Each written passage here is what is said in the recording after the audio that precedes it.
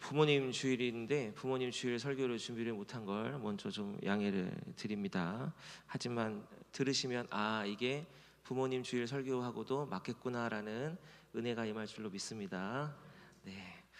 아멘을 잘 해주시니 감사합니다. 아까 아멘 소리가 잘 안 들리길래 여기는 아멘을 원래 잘 안 하는 교회인 줄 알고 제가 긴장을 했는데, 네. 오늘 시편은 성전에 올라가는 노래입니다. 성전에 가는 그 발걸음 가운데 이 시편을 이스라엘 백성들이 읍조리면서 했던 건데 배경이 좀 있습니다. 여러분 알다시피 북쪽에 있는 이스라엘이 아수르에 먼저 망하게 됩니다. 그 다음에 그 모습을 봤던 남쪽의 유다 지파들이 좀 잘해야 되는데 여전히 우상을 숭배하고 하다 보니까 하나님께서 어쩔 수 없이 그들에게도 어려운 상황을 주실 수밖에 없게 되었습니다. 그래서 BC 605년에 이제 침공이 시작돼서 BC 586년에 유다가 바벨론에 완전히 점령당하고 맙니다. 세 번에 걸쳐서 이제 포로들이 바벨론에 끌려가게 되는데요. 참 희한한 건 하나님께서 세 번에 걸쳐서 다시 그 포로들을 귀환할 수 있도록 도와주셨다라는 것입니다. 말씀 하나 잠깐 보겠습니다. 역대하 36장 23절인데요. 이렇게 말하고 있습니다. 바사왕 고레스가 이같이 말하노니 하늘의 신 여호와께서 세상 만국을 내게 주셨고 나에게 명령하여 유다 예루살렘의 성전을 건축하라 하셨나니 너희 중에 그의 백성된 자는 다 올라갈지어다. 너희 하나님 여호와께서 함께 하시기를 원하노라 하였더라. 고레스 왕이 바벨론을 이제 다시 바벨론의 역사가 없어지고 고레스라는 왕이 이스라엘 백성들에게 갑자기 돌아가라 말하는 것입니다. 이 왜 그러냐면 고레스 왕은 정치, 외교, 경제는 장악을 하는데요. 문화와 종교는 자유롭게 하는 정책을 펼쳤다고 합니다.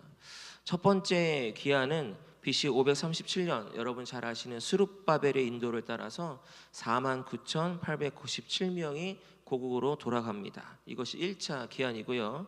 그 다음에 2차는 에스라의 인도를 통해서, 마지막 3차는 느헤미야를 통해서 약 한 92년, 93년인데 그냥 외우기 편하게 약 100년에 걸쳐서 세 번의 포로 귀화가 이루어지게 됩니다.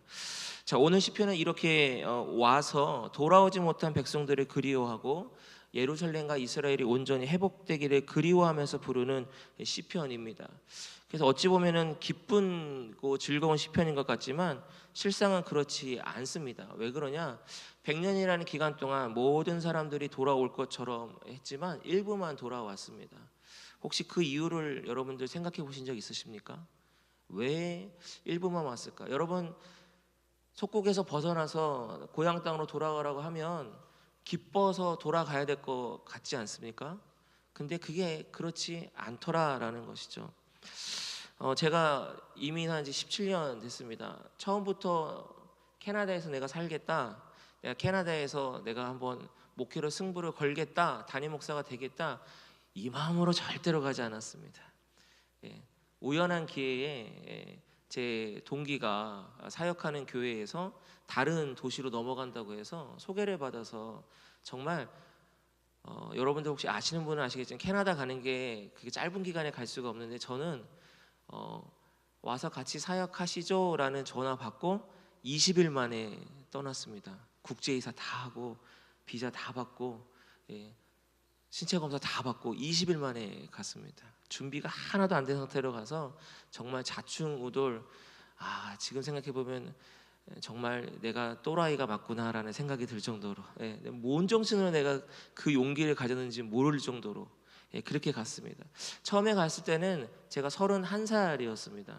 그래서 아직 젊기 때문에 한 몇 년만 해외에 또 경험을 좀 하고 아이들 혹시 또 은혜가 되면 정말 나같이 가난한 집 아들로서 부목사로서 할 수 없는 아이들한테 영어 교육을 좀 시켜주면 좋겠다라는 생각으로 몇 년만 있다가 돌아와야지라고 생각을 했습니다.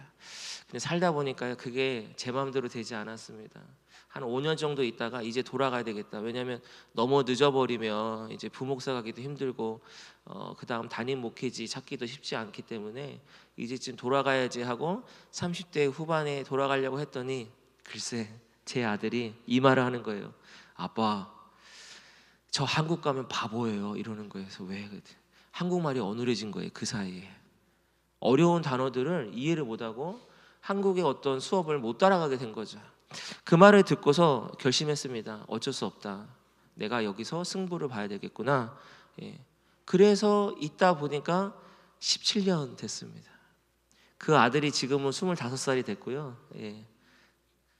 근데 또 한국이 좋아가지고 최근에 한국으로 들어와 버렸어요. 내가 왜 가서 고생을 했는지 모르겠어요. 그 둘째 딸이 있는데 둘째 딸은 이제 올해 9월에 대학에 입학을 합니다. 제가 왜 이 말씀을 드리냐? 포로로 가서 귀환하는 시기만 100년이에요. 제가 70년 포로 생활을 하고 귀환하는 시기가 100년이니까 마지막 귀환 때면 170년의 시간이 지났단 말이죠, 여러분. 그러면 거기서 어떤 사람은 결혼했을 거고 어떤 사람은 자식을 가졌을 거고 그 자식의 또 자녀가 예를 들어 손자 손녀가 태어날 거고 170년이면 그 다음 세대까지도 아마 태어났을 겁니다.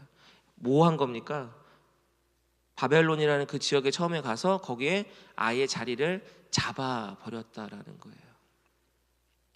저는 오늘 이 배경을 갖고 여러분에게 설명을 드리면서 좀 영적인 해석을 함께 나누고자 합니다.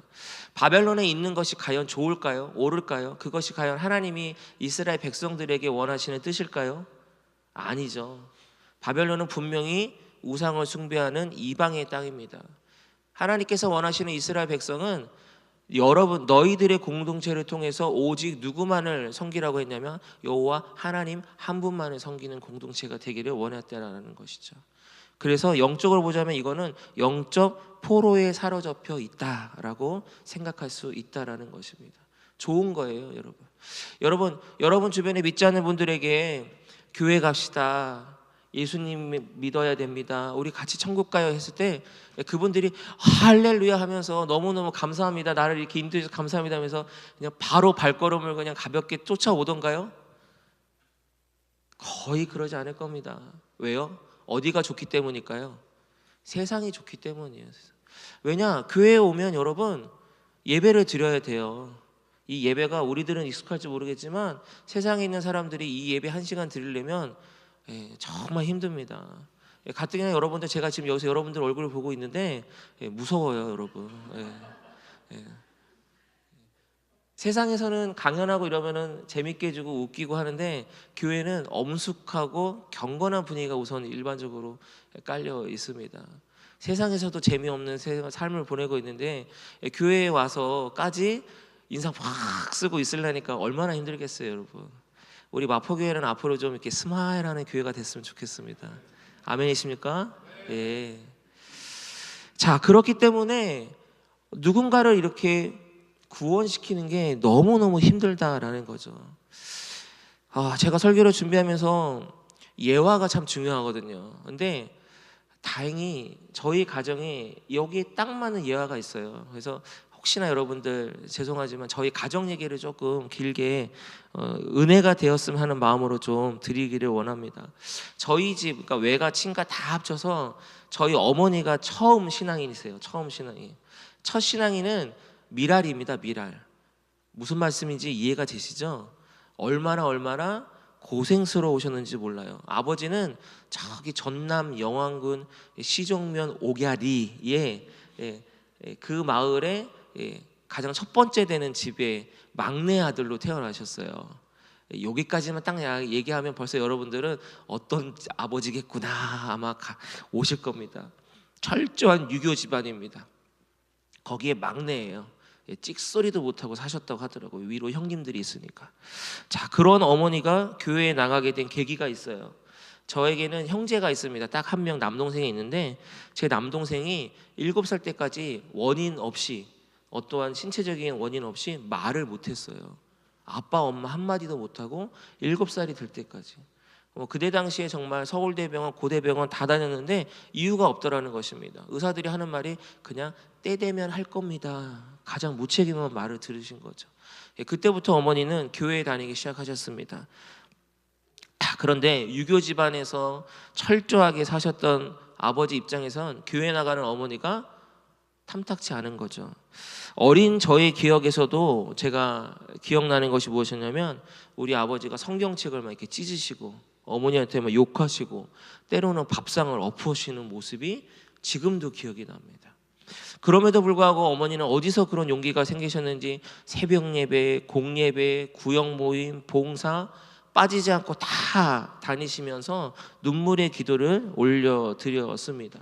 자, 이 정도까지 핍박받으면서 하면 하나님 앞에 저희 아버지가 속히 어떻게 해야 될까요? 돌아와야죠. 이렇게까지 하는데 돌아와야죠. 근데 오히려 핍박이 더 심해졌습니다. 아버지가 다니시던 회사에서 실직을 갑자기 하게 되셨어요. 그 원인은 누구에게 갈까요? 어머니한테 가는 거예요. 너가 교회 다녀서 내가 이렇게 되는 거 아니냐 하신 거죠.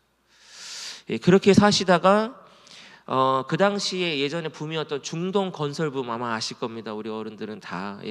그 건설 현장에 나가시게 됐어요. 홀로 남으신 어머니는 부업을 하시면서 아버지 없이 두 아들을 정말 잘 키워주셨습니다. 그렇게 몇 년을 어머니는 한국에서, 아버지는 중동의 뜨거운 태양에서 고생하셔서 집안이 좀 나아지는 듯 했는데 어느 날 청천벽력과 같은 사고가 일어났어요. 중동에 계셨던 아버지가 이제 동료분이 운전하시는 차를 타고 가다가 큰 사고가 났는데 그 동료분이 음주운전을 하신 거예요. 5명이 타고 가다가 어떤 분은 다리가 절단 내릴 정도로 아주 큰 사고였는데 저희 아버지는 이 가슴을 심하게 부딪히시면서 목소리가 나오지 않게 되었다고요. 아무래도 말이 안 나오더라는 거죠. 아무도 없는 그 타지에서 한 달 정도 입원을 하시는데 정말 참 하나님께서 구원하실래니까 어떠한 일이 벌어졌냐면 천사를 보내주셨어요. 아무도 모르는, 연고도 없는, 그냥 그 같은 건설 현장에 있는 어떤 아저씨인데 매일 일과가 끝나고 병원에 와서 성경 말씀을 읽어주시고 기도를 해주시고 얘기를 나누시고 그리고 한 달 내내 그러고 가셨다라는 거예요. 할렐루야. 정말 멋있지 않습니까? 우리 하나님. 이게 바로 우리 하나님께서 저희 아버지를 부르시는 첫 번째 사인이었습니다. 그때 저희 아버지의 마음이 조금씩 녹기 시작했습니다. 여기서 끝났으면 얼마나 좋겠어요. 근데 사단은 하여튼 하나님 백성 되는 걸 죽으라고 막습니다. 이제 한국에 돌아오셔가지고 불편한 몸이지만 이제 교회 이제 그때는 이제 간신히 주일 예배만 드리던 때였어요. 그런데 이놈의 사단이 어찌나 정말 강하게 하는지 한 사건이 또 일어났습니다. 뭐냐면 전세 사기를 당해요. 전세 사기는 지금만 있는 게 아닙니다, 여러분. 그 30년 전, 40년 전에도 전세 사기를 당하셨어요. 모든, 그러니까 중동에서 피땀에서 흘린 그 돈이 전세금에 다 들어가 있는데 그걸 사기를 당하니까 모든 돈이 다 사라지고 또 저희 아버지께서 이제 주공 아파트 분양을 받으셔서 이제 여기 이 전세 자금이 나중에 그 분양 자금으로 넘어가야 정말 평생 소원인 집을 얻을 수 있는데 이게 하루아침에 사라져 버리게 된 겁니다. 자, 그런데 여기서 끝나면 간증이 안 되죠. 제가 그때 2층에 살았는데 그 1층에 경찰분이 한 분 교회를 다니시는 가정인데 저 같은 교회는 아니고요. 경찰분이 계셔서 그분의 도움으로 범인도 잡고 할렐루야. 그 다음에 원래 전세 사기 당하면 돈 못 돌려받잖아요. 보통 못 돌려받는데 정말 할부금 갚듯이 그 사람이 몇 년에 걸쳐서 그 돈을 다 갚았어요. 받아내셨다고 합니다, 여러분. 자, 이러면서 드디어 저희 아버지께서 온전한 주님의 백성이 되어 버렸다라는 것입니다. 순복음 같으면 박수치고 난리 났을 텐데 장로교 다니니까. 자, 오늘 본문 4절을 보면 남방 시내들 같이 돌리소서 이렇게 되어 있어요. 남방 시내들 같이. 제가 이렇게 보내드렸는데 혹시 그 사진을 좀 띄울 수 있을까요? 준비가 되는지 모르겠는데, 네, 저기 이렇게 빨간색으로 동그라미 된 데가 남방이에요. 예, 여기서 말하는 남방이 저기입니다. 저기는 아브라함에게 말했던 가나안 땅의 일부를 말하고 있어요. 근데 왜 가나안 땅이, 이스라엘이 있는 가나안 땅이 전체가 아니라 왜 남방이라고 했을까? 이걸 보시면 그 다음 장면 한번 보겠습니다. 이 남방이라는 지역은 저렇게 보시면 광야 사막이에요, 여러분. 네. 자, 산양을 보시면 안 돼요. 산양에 집중하지 마시고 산양 반대편에 있는 광야에 보시면 이렇게 물줄기가 보이실 거예요. 혹시 보이세요, 여러분? 네, 제가 하나님의 은혜로 담임 목사가 되고 나서 2번이나 이스라엘에 다녀올 수 있게 됐어요. 그러면서 이제는 눈앞에 이렇게 쫙 펼쳐지는데, 이 중동은 정말 척박한 사막지대여가지고 물이 없으면 아무것도 못합니다. 근데 중요한 건 비가 내리느냐, 내려요. 내릴 때 너무 메말라 있으니까 홍수처럼 내립니다. 그래서 아까 보신 이 물줄기가 저럴 때 평소에는 그냥 메마른 땅처럼 보이지만 비가 내리면 수로가 생깁니다, 여러분. 이것이 무엇이냐? 갑자기 황량한 곳에 비가 내려서 물줄기가 생기는 것처럼 바로 남방 시내들 같이 돌리소서, 갑자기 하나님의 백성들이 돌아오게 될 줄로 믿는다라는 믿음의 고백이 담겨 있는 겁니다. 우리가 깨달을 수가 있는 게 있는데요, 하나님의 역사는 점진적으로 응답해 주시는 경우도 있지만 어느 날 갑자기 급하게 찾아올 때도 있다라는 것입니다. 저희 아버지에게 있었던 건 급하게 갑자기 사고를 통해서 또 천사를 보내셔서 깨닫게 하셔서 그 마음을 녹이셔서 돌아오게 하셨습니다. 이스라엘 백성들이 70년 동안 바벨론에 있을 때 고레스 왕이 칙령을 통해서 너네들이 이제 돌아가도 돼, 이 말을 갑자기 듣게 됐다라는 거예요. 사랑하는 성도 여러분, 여러분들의 소원과 기도도 마치 내리는 소나기처럼 마치 메마른 사람에게 물줄기가 생기듯이 응답될 줄로 믿습니다. 그러니 여러분, 낙심하지 않으시기를 축원합니다. 이제 5절 6절 말씀을 보면 씨앗을 심는다라고 되어 있어요. 여러분, 씨앗을 심으면 뭐가 필요하냐? 기다림이 필요합니다. 우리 한국 분들이 제일 못하시는 것 중에 하나죠, 여러분. 네, 근데 제가 터키, 그러니까 지금은 트리키예죠. 트리키에 선교를 갔더니 저희 한국 사람보다도 더 급한 민족을 찾았어요, 제가. 네, 그 사람들은 신호가 딱 바뀌자마자 빵거려요. 신호가 바뀌자마자 빵거려요, 여러분. 그럼 어떻게 해야 되는 거예요? 무슨 레이스 하듯이 신호가 바뀔 때 바로 출발 안 하면 빵거립니다. 네, 그래서 야, 한국 사람보다 누가 형제의 나라 아닐까 봐 한국 사람만큼 급한 나라를 내가 만났습니다, 여러분. 한국 사람 빨리빨리 얼마나 유명합니까? 씨앗을 심고 열매가 맺기까지 기다려야 됩니다, 여러분. 기도의 씨앗을 심습니다. 누군가를 구원하기 위해서 우리가 애쓰고 수고하고 또 때로는 눈물의 기도를 흘립니다. 근데 금방 안 될 때가 있어요. 그때는 바로 오늘 이 본문에 씨앗을 뿌린다라는 것을 기억하시고 인내하시기를 축복합니다. 씨앗을 뿌리고 인내할 때는 또 뭐가 필요하냐? 수고로움이 필요해요, 여러분. 수고로움이. 저는 도시에서 자라서 솔직히 이 부분은 잘 모릅니다. 농사 텃밭 하나도 길러본 적이 없습니다. 죄송합니다. 예, 저는 싫어요. 예, 와이프가 하시고 저는 그냥 그 열매를 잘 먹어주는 역할만 하고 있습니다. 근데 와이프를 보니까 교회에 텃밭을 가꾸는데 새벽기도 끝나면 가가지고 뭘 하고 있고, 새벽기도 끝나면 또 가서 또 뭘 하고 있고, 어느 날은 나보고 물 좀 주래요. 그래가지고 가가지고 또 물 열심히 주고 있으면 물 조만큼 주면 무슨 애기 오줌 누는 것밖에 안 된다고, 충분히 줘야 된다고 나보고, 그래가지고 수도꼭지를 잡고서 1시간 동안 계속 이러고 있으라 그러고 그냥 시키는 대로만 하고 있습니다. 근데 참 신기한 게 분명히 싹이 안 보였는데 어느 날 싹이 보여요. 분명히 이파리가 안 보였는데 어느 날 이파리가 나왔어요. 분명히 열매가 없었는데 어느 날 고추도 달리고 상추가 막 맺히고 과일이 막 열리는 거예요. 그거 보면서 우리의 기도가 이거구나라는 생각을 하게 됐습니다. 저희 아버지는 2가지 약점이 있어요. 첫 번째는 자신밖에 모르세요. 그 자신의 건강, 자신의 그 어떤 중심으로 세상을 보세요. 저희 아버지는. 오늘 이 설교는 저희 아버지가 보시지 않을 거라서 제가 확실하게 말씀드릴 수 있어요. 두 번째는 좀 약간 자린고비세요. 그래서 돈에 죽고 돈에 사세요. 근데 아까 제가 간증드린 것처럼 저희 아버지 건강 자신 있고 자기밖에 모른다고 했는데 교통사고 당하면서 건강에 대한 부분을 하나님께서 만지셨죠. 그 다음에 돈에 죽고 돈에 사시는 분인데 전세하게 다니면서 돈은 누구 것이다? 하나님 것이다. 너가 돌려받고 싶어? 내가 돌려줄게. 체험하게 하신 거예요. 우리가 기도를 하고 나면 이러한 역할들이 또 경험들이 필요합니다. 기도만 띡 해놓고 아무런 염려, 걱정, 근심, 어떠한 상권, 환경 없이 응답되지 않아요, 여러분. 근데 저희들은 기도하고 나서 어떤 걸 바랍니까? 그냥 기도했으니까 하나님께서 알아서 열매 맺게 하시고, 여기서 또 욕심을 내요. 저희들은 저는 입만 벌리고 있을 테니 넣어주세요. 제가 목회하고 있는 교회에 남편 구원을 위해서 기도하셨던 노권사님이 되세요. 무려 그 기도 응답을 받기까지 몇 년이 걸린지 아세요, 여러분? 50년이 넘었어요. 근데 여러분, 드디어 올해부터 교회를 나오세요. 50년 이상 걸렸어요.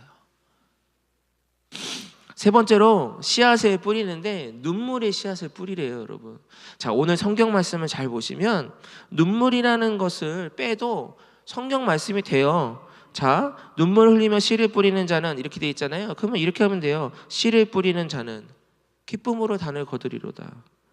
울며 씨를 뿌리러 나가는 자는, 이거 빼고 그냥 씨를 뿌리러 나가는 자는 반드시 기쁨으로 단을 얻어요.